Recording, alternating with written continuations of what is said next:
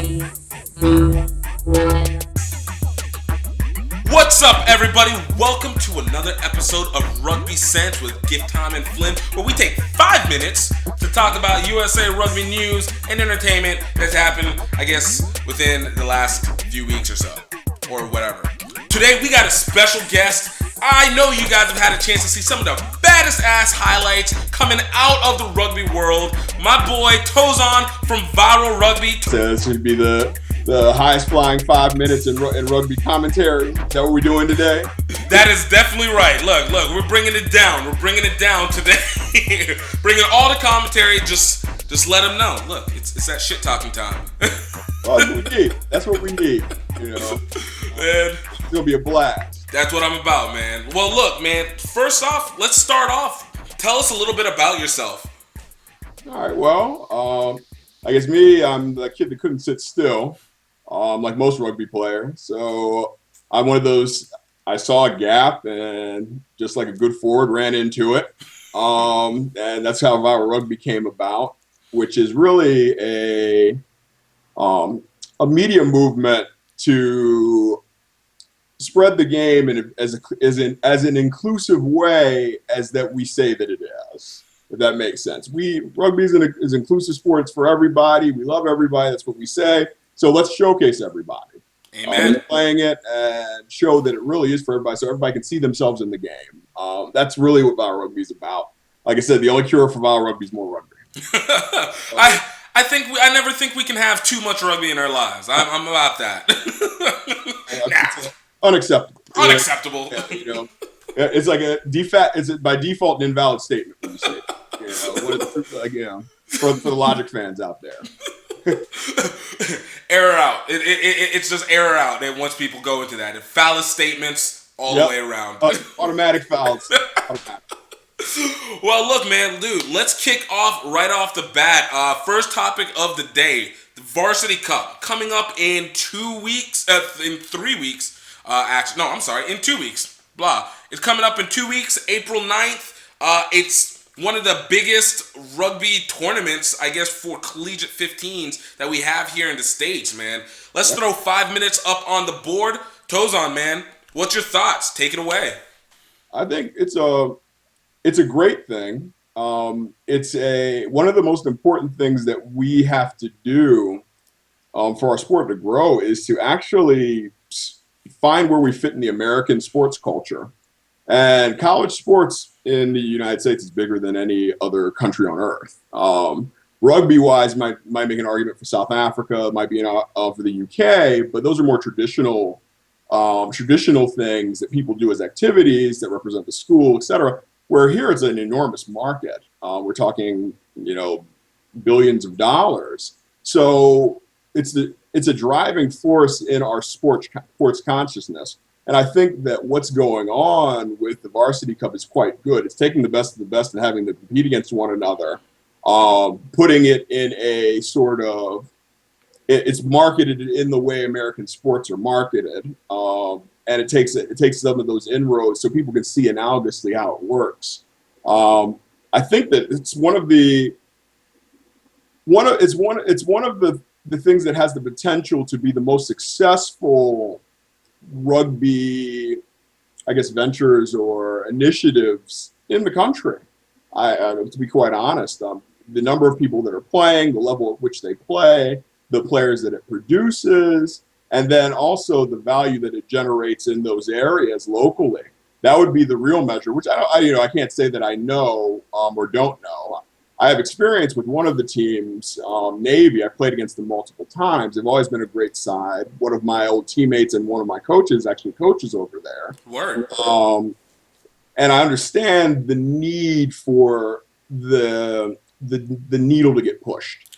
So do you feel it's like something like, all right, I kind of look at this as almost their purveyor of trying to create almost a March Madness aspect. I mean, it doesn't have that same constant, what do you call it?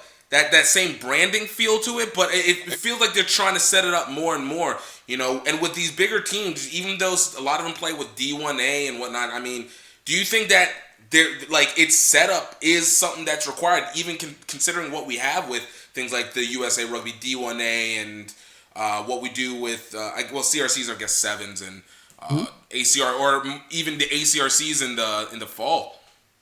Well, this is where I'm actually a bit confused. I don't know what they're trying to brand themselves as. Right. I feel like, Um, and that's where the real confusion comes in. right. And whatever they want to be, cool. But what do you want to be? I think that's probably rugby in the USA's biggest like the biggest shortcoming is we're everything that everyone we think sounds good tells us we want to be. We haven't decided for ourselves what our rugby identity is going to be. Right. That's how that fits in the American culture. We have some regional stuff that goes on, some local stuff that goes, but I think college is one of the best places where we can get a chance to do that, where it's recognizable and already has a recognizable brand to leverage. Right. But unfortunately, not all of the schools that are best at rugby have leverageable brands in that sense, if that makes sense. Yeah, I mean, I know a lot of it is a name branding issue. I know there's a lot of small schools that come out of it. I mean, think schools like Arkansas State. I mean, even though for the rugby world is big, Arkansas State, on the grander scheme, tiny school. Central Washington University, not a very big school. I mean, Air Force, even though it has been known within the football entities, we know it as military. But I mean, aside from that, As a not sports brand, it's not really anything right. knows anything about. Right, exactly. So, I mean, I can understand exactly how that concept goes. I think one of the interesting factors out of it all is just that it creates the confusion of what is considered the best of the best. I mean, don't get me wrong. I see, you see Clemson who's been building. You see Penn State who's been building. You see Notre Dame and Texas. But then at the same time, because it lacks the name branding, you assume that they're trying to go for the best of the best in rugby. You don't see any Life University. You don't see St. Mary's. You don't see Lindenwood. So you're just like, well, who's the best? Except for we're the best of this random tournament that occurs on NBC. And just is like, well, I mean, if you get a chance to see it, cool, because it does not pop up on every market. That one I can say for sure. Mm-hmm. Yeah. So it's an interesting conundrum that kind of comes out from it, where you have this entity and it sounds so exciting until you kind of get into it and you're like, I don't really know what's my purpose again. Mm-hmm. It's exactly what I mean. It's exactly what I'm seeing. Though I guess because in the area where I am now, like this is the DC area, there's been good rugby for a while, and rugby and for a long time. A lot of clubs, a lot of the colleges have had clubs for a long time, sustainable clubs, men and women. So you talk about we played Penn State every year. We played Navy every year. We actually had a plaque that we shared back and forth for wins and losses with Navy. So there's like the Maryland sports culture there that fit between us and Annapolis. That's where Navy is. But then our leagues were arranged regionally. They weren't really arranged in how we set it up now in the college sport market. And now it's been rearranged again for the Varsity Cup. Now everybody's all over the place, right? Right, exactly. From literally every corner of the country, we have teams represented, which in itself is good. But I guess it leads me to wonder that if we're going to source talent, right? Mm-hmm. Or let's say I'm at Clemson, or I'm insert club here. The distance between clubs is pretty far. Right. I think maybe Penn State and Navy are the two closest teams to one another, and they're about 5 hours apart.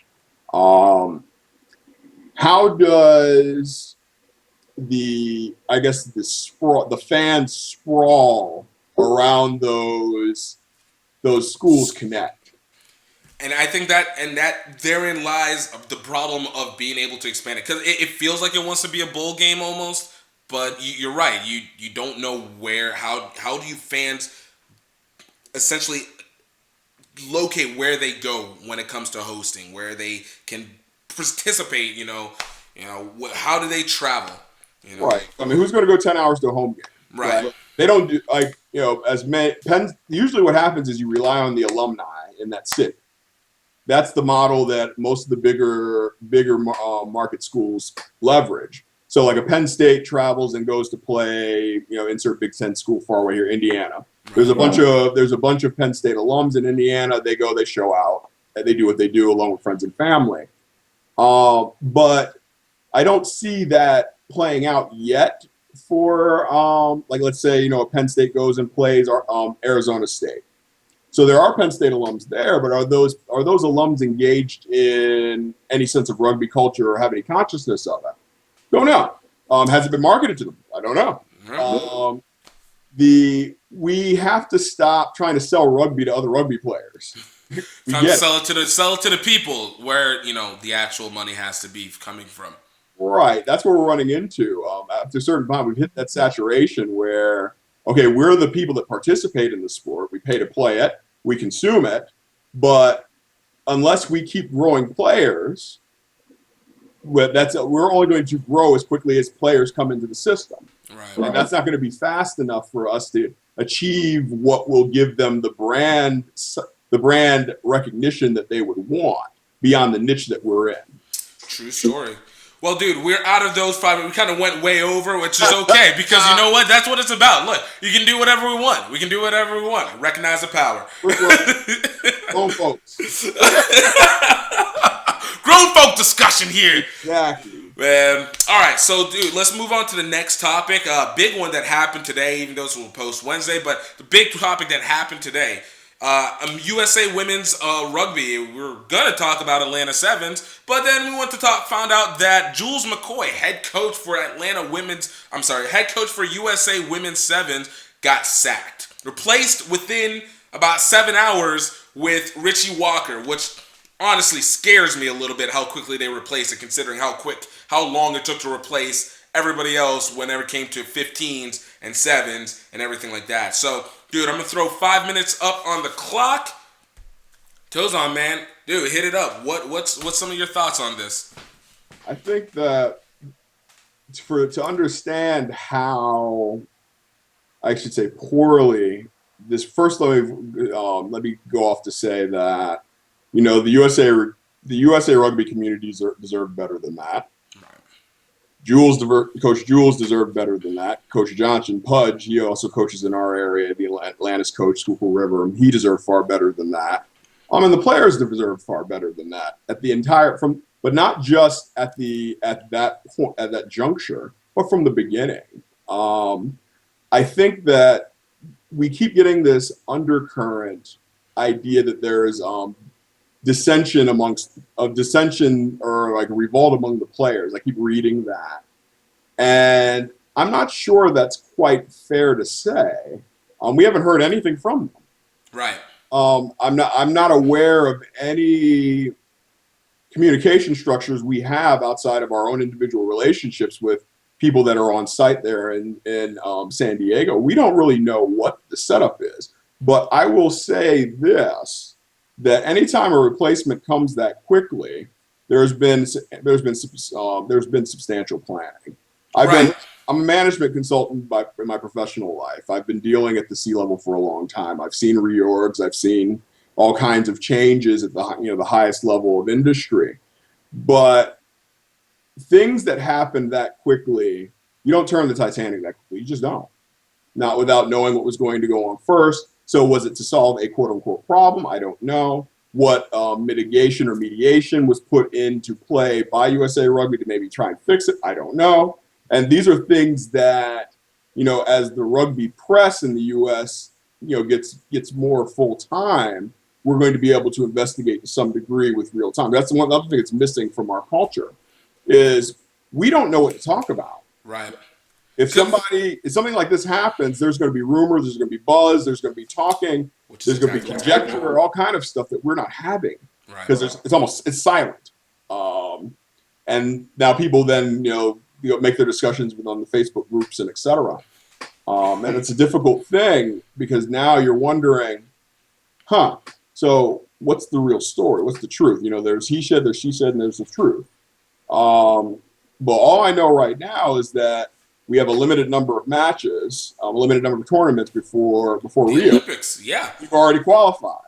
And I feel like that's the scariest thing. Like, I would have almost wished that this had happened prior to the qualifiers, mainly because at least there wouldn't be this pressured requirement that you would assume that there would be improvements that were going to occur leading up to that factor, as opposed to now where you were assumed that this is the point where you guys have qualified.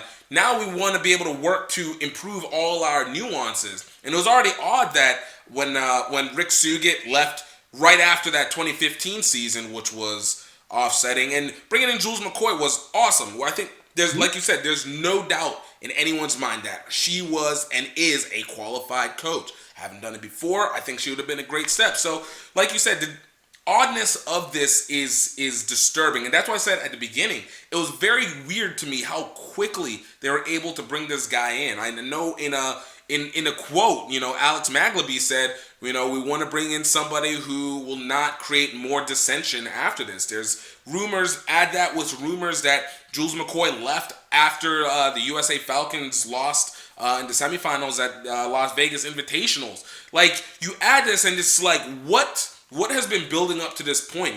What has it that in 7 months that you said, well, maybe she's not the person for us? Because I've seen them go a lot slower and give a lot more leeway to a lot of coaches that had far less credibility on them.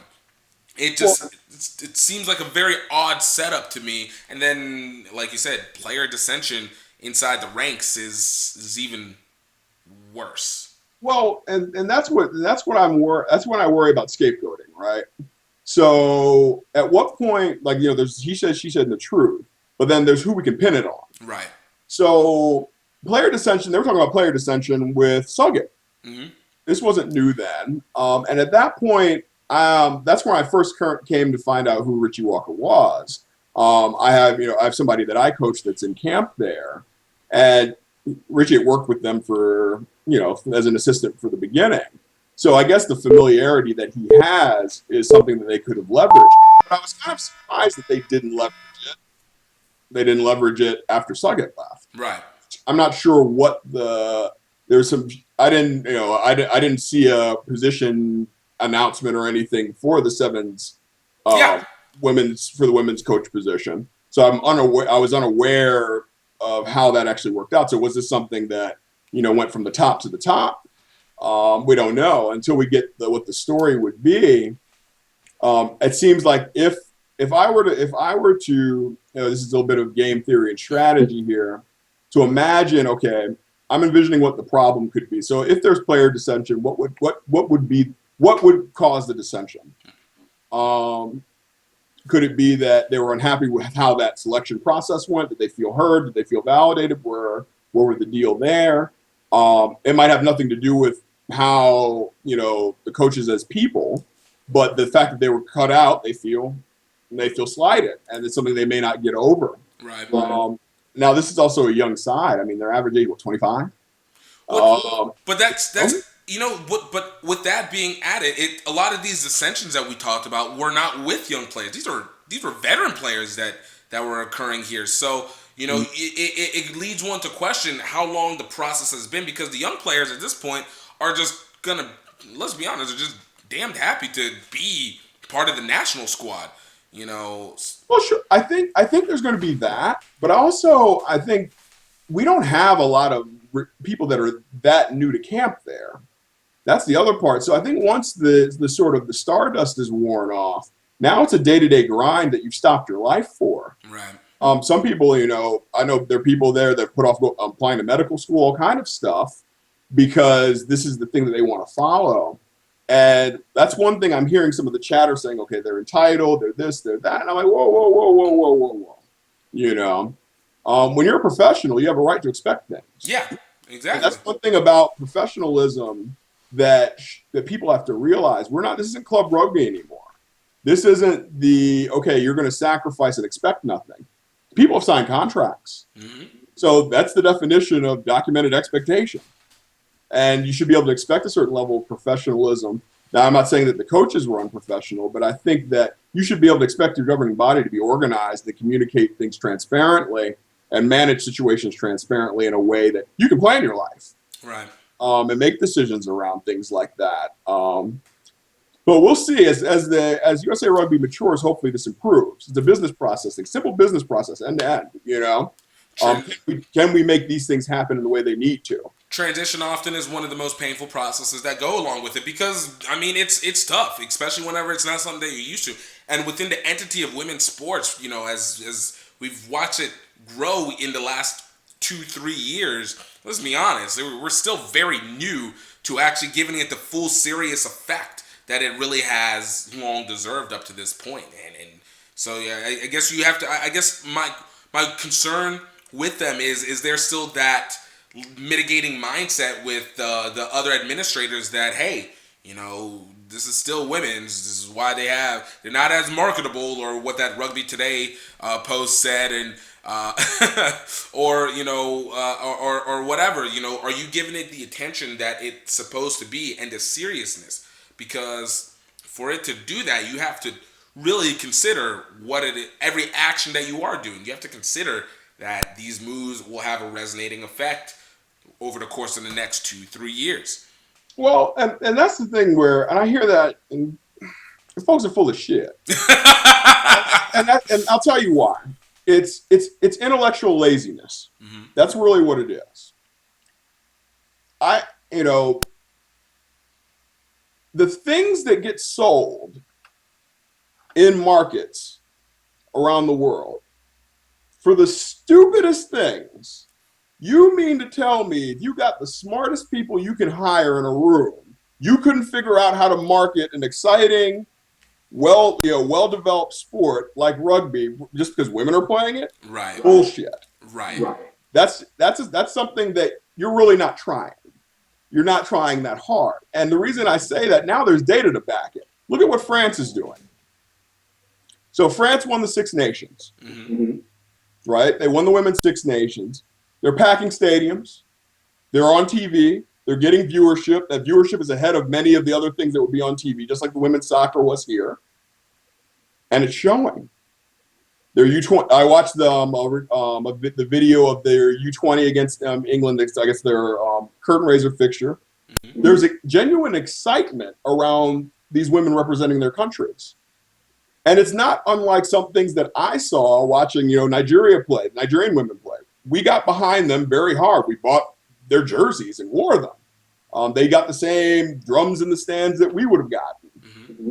The problem is, and I'm not sure that we in this sports culture in the U.S. has broken this yet. I think that there was a point where there was women's sports and there was men's sports. And so women's sports developed on their own in a way that men's sports didn't here. Meanwhile, overseas, no one really cared. They just lumped it all together, and everybody kind of developed in the same pot, so to speak. Right. So, like you say, Brazilian rugby for women is the same as Brazilian rugby for men. Same thing with Nigerian soccer for women. It's the same for men. It's the same style, same expectation. We sing the same songs. The culture's the same. Right. Now here, it seems like there's two subcultures of a subculture, which is rugby. And that's where, until we can close that gap, our growth is going to be somewhat stunted because the purchasing power of women in this country is reasonably high. Right. And by reasonably high, it's the highest in the world. Is it high? Right. I was about to say the NFL really very much realized this as they started to adjust the game to be much more women appreciative, I guess to say the least. And they've seen their profits increase significantly as a result of that too. Well, and the other part is, and I don't know if it's something that's presumptuous, but every permission slip that was signed in my house was signed by my mother. Mm-hmm.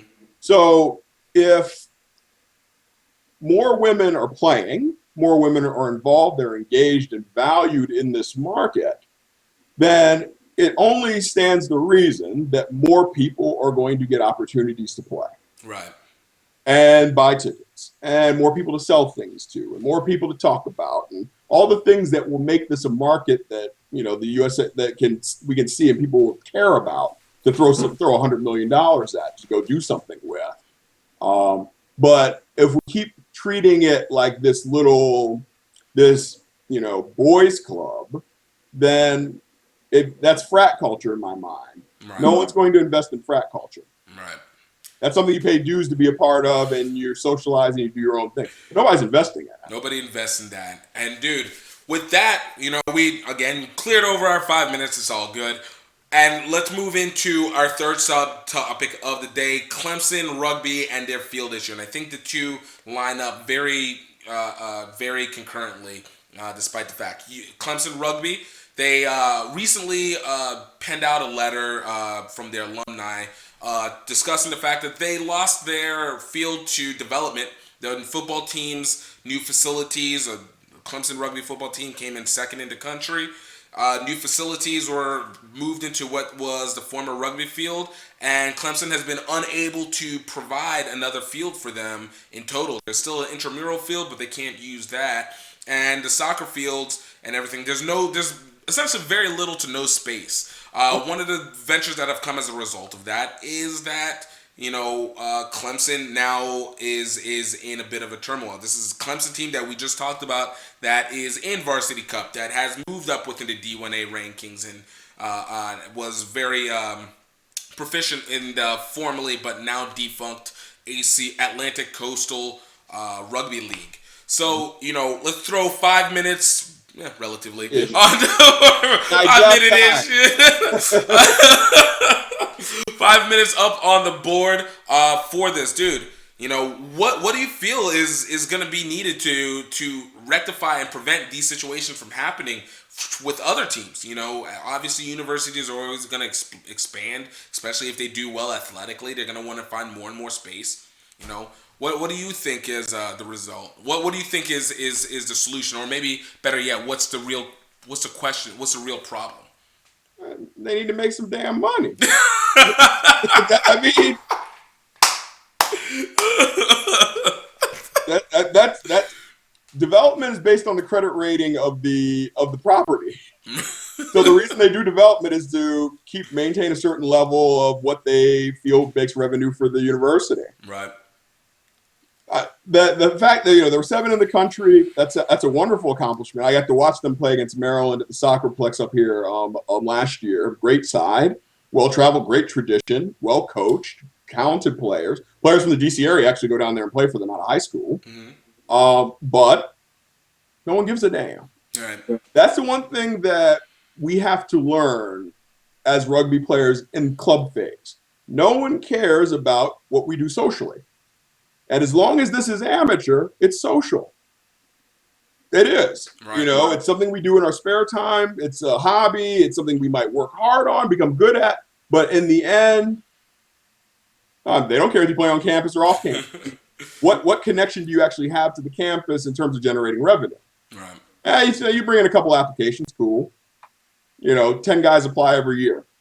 Versus, at a state school the size of Clemson. Okay.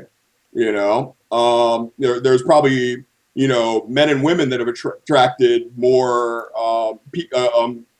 actual applications than that, just as individuals, because they're friends and this, that, and the other.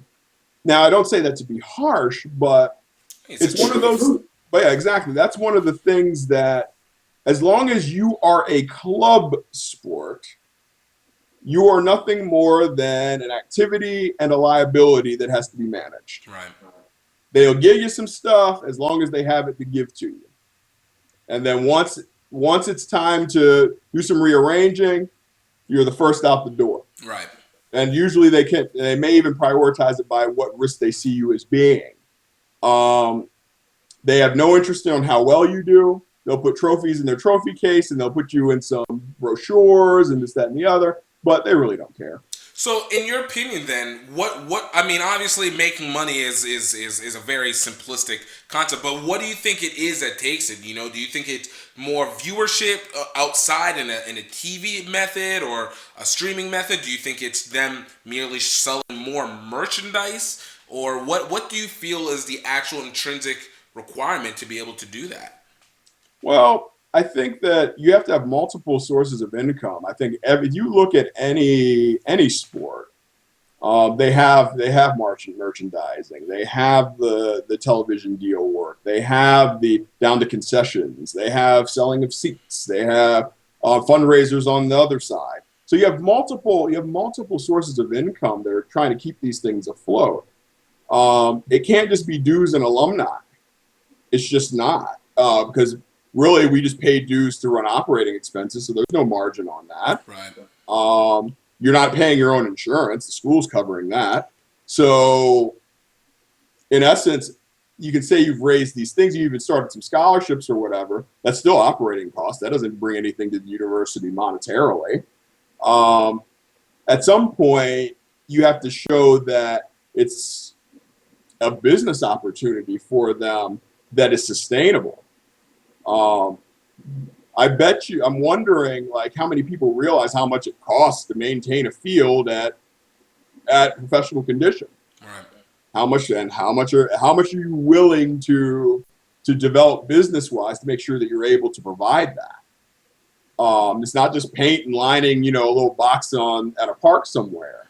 If you want to put butts in seats, it's regulation. Grass upkeep, number of seats in the area, et cetera, like that. Yep. Professional people take care of it. It has to be maintained at a certain standard. Because once again, this is going to be on the university campus if that's where you want it. Right. So if you're a new sport, they're less likely to want to take a loss on you if you don't have a big upside. Right. And I think that because of where we are, we've done too good of a job selling rugby as a fraternity and not as a sport. It is true. I mean, we do talk consistently, camaraderie, et cetera, et cetera. And, it is, I will say this. One of the ironic things that I always find about it is that you almost hear every sport, at least every team sport say the same thing. There's camaraderie and respect and blah, blah, blah, blah, blah, blah, blah. But it's taking it to that next level. What does it fully bring? You do have your sob stories, your goodwill stories here and there, but it's still not giving that full oomph. What's that change? The mindset. Even though we're past the 5 minutes, what do you think is kind of one of the issues, considering that you have so many rugby people who have become generals of industry, or at least have been in a willfully decent place, whether business-wise or in some intellectual capacity. Why do you think they're not able to bring this thing out? Like, why haven't they been able to turn that corner? You want my honest answer? I would not want anything less, and the more brash, the better. Because once you get into the business aspect of it, we stop buying our own bullshit, and that's really what it comes down to. And businesses give rugby teams money because it's a gift. Mm-hmm. It's not because it's an investment. Once again, we're not going to invest in an amateur system as a business. Right. It's just not going to happen. Once we show that it's something professional and operational that can show revenue over time, it's an investment. I'm as bleeding heart a rugby philanthropist as there can be. I've given plenty of money. I paid to coach most of my career, as far as but I can't expect for somebody to take on business risk in a way that's not business smart. It needs to be positioned the right way. And I think that's really that's one of our biggest issues. We go to our businesses as philanthropists. We don't go to them with a business proposition. We don't go to them with a business case for that proposition. That's actually well thought out. That's not an emotional, I love this, so fund it. This will make us money. If you hate me, you would invest in it. That's what we need. Because think about the amount that the average rugby player in the U.S. spends on other sports. Right. I coached select side for a few years up in Marfu, and I asked, how many of you own a rugby ball? Only half of the names people have to raise their hand, and then I asked, how many of you own some other type of sports equipment? All of them raised their hand. That's what we're dealing with, and businesses see that. That's the thing, that if we're able to pull this in where people actually look at this as more than something they just do versus something that they participate in as a consumer, that's where we're going. That's where we're going to get where we want to go. As far as a business, that's when you're going to see the opportunity. Because more people play rugby than lacrosse in this country. There's a professional lacrosse league, and there's been for a Right. long time. And people Because recognize lacrosse more immediately than they do rugby at this point. exactly, and you would think it would stand to reason that okay, it's an elite sport. It's mostly played in private schools that cost more than college and things like that. But they've still managed to be able to make this into a serviceable professional league, be it as small as it is. But we haven't been able to do that with more people, older tradition, largely more recognizable national profile. So it makes you think, right? You asked the right question. Why hasn't there been an investment? Well, because it's not being marketed in a way. It's being sold as, like you said, camaraderie and this, that, and the other. That doesn't sell tickets. The fact that you want to see amazing things happen that you can't do no matter how much you train. That's what people pay to see. That's what inspires people to do things. That's why Carlin Isles was such a big thing for the rugby world. Seeing things that people don't do or can't do. That's what people are willing to pay to see. Exactly. Not something that you and I can go and do Oh, for right. 5 months of training Right. and play at the highest level available in the country domestically. Let's be real. That's what it is. That is the equivalent of the NFL in rugby in this country. We can do that, and that should be the case. And that's one of the things I've always made the argument, where it's, one of the hardest things to say for the average rugby fan. And there was a discussion, in one of the Facebook groups about this. I think you were part of it too. Was making the rugby fan, and one of the issues is that you have too much connection to them.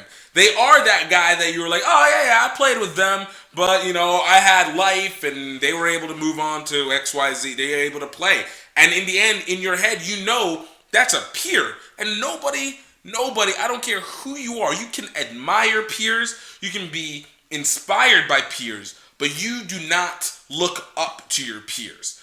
Exactly. You never look up to your peers. It's just you can't, because human nature says if A and B are relatively the same, then I don't remember the way it goes. But essentially, if A and B are relatively the same, they're not going to consider each other. It's not going to consider as an elevation one way or another. It's still going to be considered as equitable levels, regardless of whether whoever won bounce up or not. It's just Exactly. I mean, you've played on the same field. In some places, you smashed some of these people. right. Like, okay. I think that's the issue. We have too much proximity to the elite level. That means either the elite level needs to get higher, or there needs to be two separate pathways where, you're not going to see LeBron James playing church league basketball. Right. Not seriously, at least. No. They have their own amateur leagues they play in for development and et cetera. They do their thing. But in all reality, the access shouldn't be that close. Though I do think that rugby needs its Rucker Park.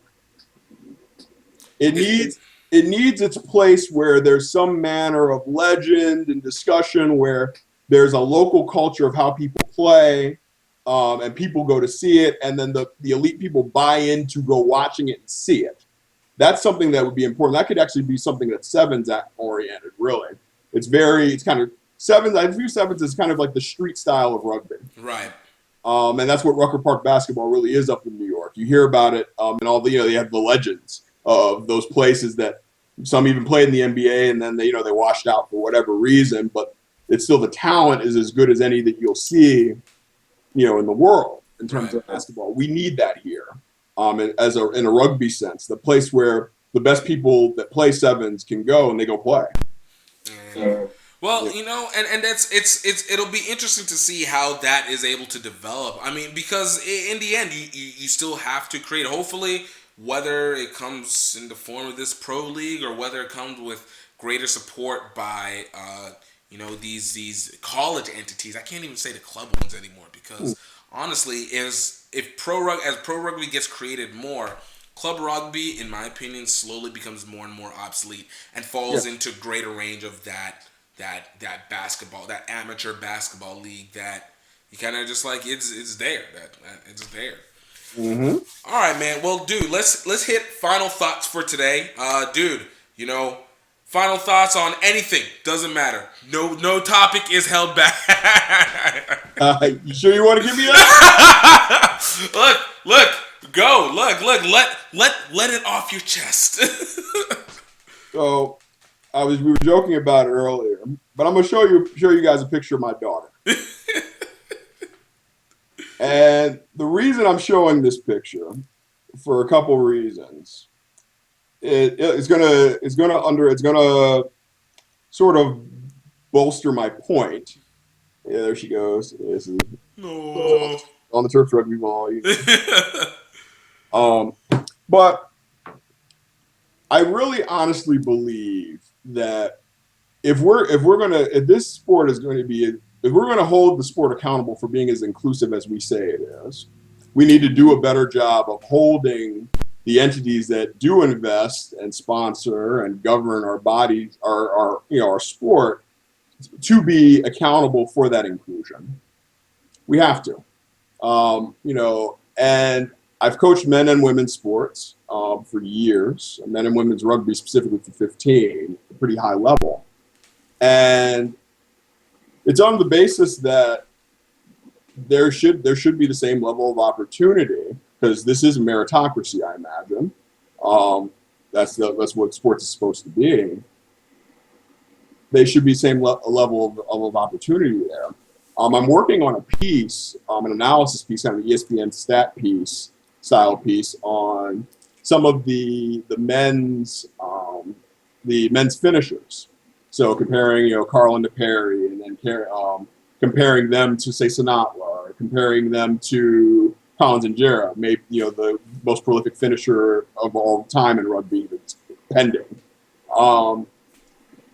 And I was looking at the stats, and I was having a good old time, and I was like, okay, well, now time to do the women. And I look at the HSBC7 site, the statistics, by far completely different. Completely different interface, different level of information. You could not convince me for a stack of 20s that they collect different information than men do. I've coached. These are standard things that you collect, you measure performance, and these are all, it's the same thing. But the HSBC, who so say is sponsoring both the men and the women's, I can't really tell by looking at the statistical API, where I got pictures and history, and I can look at tackles, runs, clean breaks, number of total matches, date of birth, all that fun stuff, right?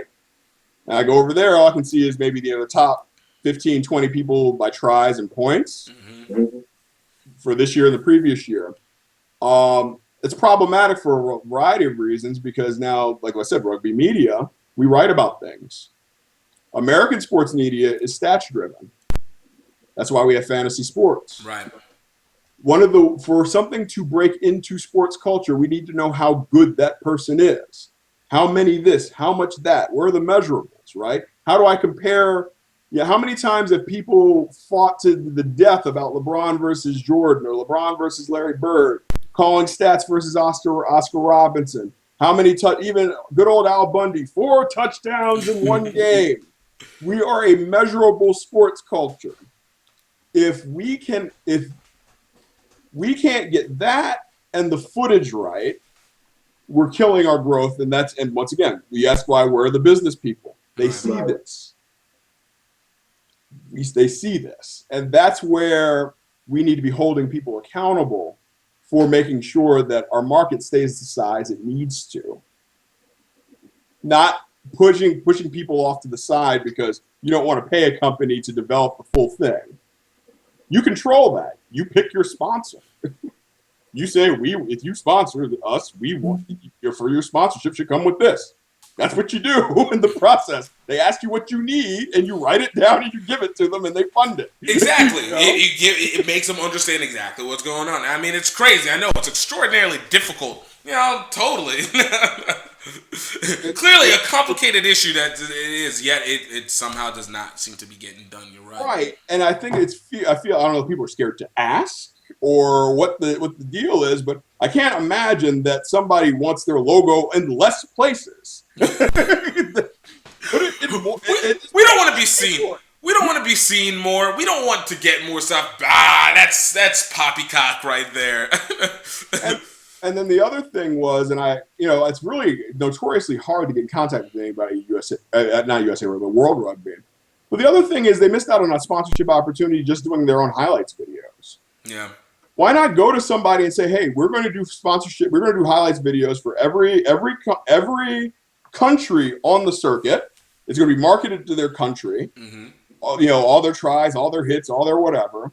And you can put your branding on it and just for a certain amount of money, make sure it's covered. And each country that participates has a portal of footage that sees their country doing what they're doing. Right. And it wouldn't cost a whole lot more because, for God's sake, rugby, they're paying for the recording of the venue. It's already there. Just ask them to chop it up. They got a production company doing it. I think it's an opportunity missed that they have there. But like I said, business people, they know when somebody's serious. We ain't serious yet. We're getting there. We ain't serious. We're not serious yet. We're still trying to be the frat, the club, the social thing that people participate in. At will, come, go, socialize, etc.